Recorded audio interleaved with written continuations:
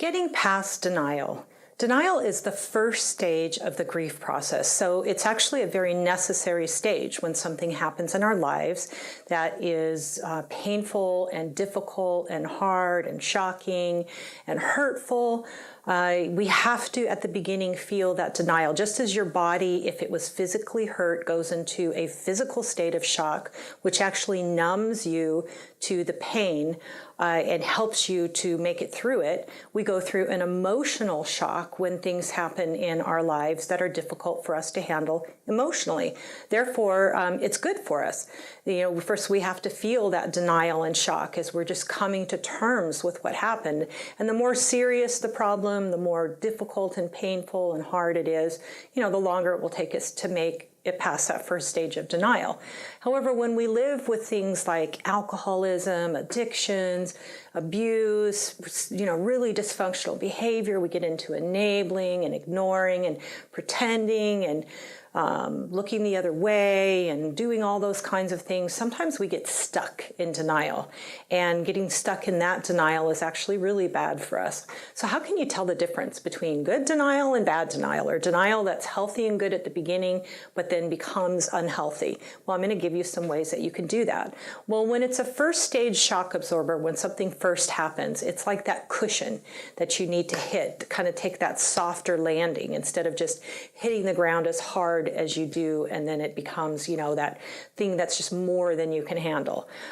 So the first thing is, it's in that shock, is that you're going to replay the event over and over in your mind. You're going to think, okay, this is what happened. This is what's going on. Is this it? Is this what it really is? It couldn't be. I don't think so. Maybe not. And you're just going to really be kind of playing with it and figuring it out.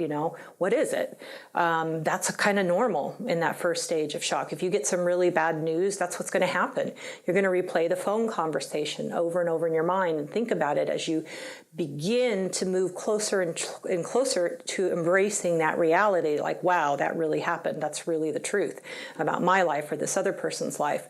The next thing is that you find yourself waking up first thing in the morning, waking up in the middle of the night, first thing that pops into your mind.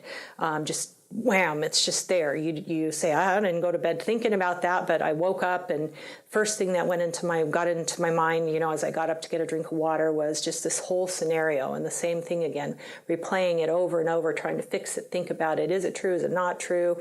That kind of thing.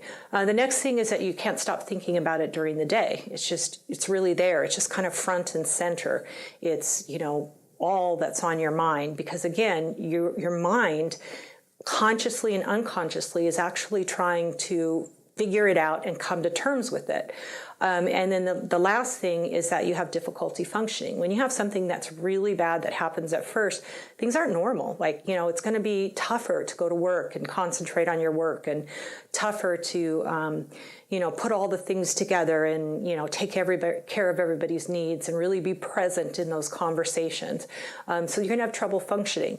That's kind of the shock denial that we have when, something happens abruptly and it's coming into our reality that it's painful. That's a good kind of denial, the kind of denial that's really preparing you to move toward the grief process of denial, anger, bargaining, sadness, and then finally acceptance. The denial that's not healthy, that you get stuck in, is this kind of denial. And that's the one where you don't want to think about it. When it comes up, you don't want to solve it, you don't want to deal with it, you don't want to face it. You're just going to pretend it's not happening. It's a warning sign. It's a warning sign that you're not dealing with reality and you're not wanting to accept it. And maybe you're pretending things are better, pretending things are okay when they're not. The next one is that you're ignoring the facts and circumstances. You're literally working off of something else, a different reality than what's really going on.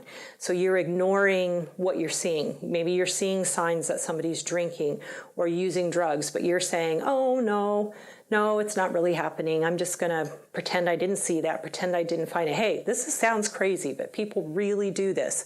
When you can't handle something, people can't handle things. They do some, we twist facts and we pretend it's not there and look at some things and ignore other things. It can get pretty can get pretty crazy sometimes. The next one is that you make excuses. Oh, this is a big one. Well, it's really not that bad. It's really something other than it is. You know, I didn't find that alcohol, those bottles in the room. Those aren't my kids. Those aren't my spouses. Those are their friends. Those had to be their friends that did that. That stuff on the bill, there has to be a really good explanation. I'm not going to look at it. I'm not going to find out about it. I'm not going to ask, but I'm sure there's a good explanation for those unusual charges on the credit card statement. Or I'm sure that nothing happened tonight when my child didn't come home all night long and stayed out and didn't call me. Okay, those are making excuses. The next one is that you stuff your emotions. You don't allow yourself to feel angry, feel sad, feel pain, feel hurt, feel disappointment, feel the grief. You literally just push your emotions down to where you put on that happy smile and that happy face and you pretend everything's fine. Not good. In order to be healthy, in order to work through denial, you got to feel it. Even if it hurts, even if it's hard, even if it's uncomfortable, you got to be willing to feel the stuff that goes along with everything else, or you're not going to be healthy. And then the last one is that people are telling you, hey, you're ignoring the obvious. Like, you are not looking at the reality of your life. I can see that things aren't right. I can see that you're pretending. I can tell that your kid's having problems. I can see that your marriage has strain. I can tell that your finances are not that good. And somebody else is saying this, and again, you're making excuses. You're not wanting to think about it, don't want to talk about it. Signs that you are in denial. You have to get past denial in order to move to the other stages and deal with your life responsibly and correctly and rightly and wisely. John 16:13 says, when he, the Spirit of truth, comes, talking about the Holy Spirit, he will guide you into all truth. If you're having trouble dealing with denial, getting past that denial and dealing with reality, ask God to send his Holy Spirit to reveal truth to you and to lead you into all truth, because you need to walk in truth in order to make good decisions. So I hope this has helped you get past denial in your own life. Thank you for watching this video on Change My Relationship.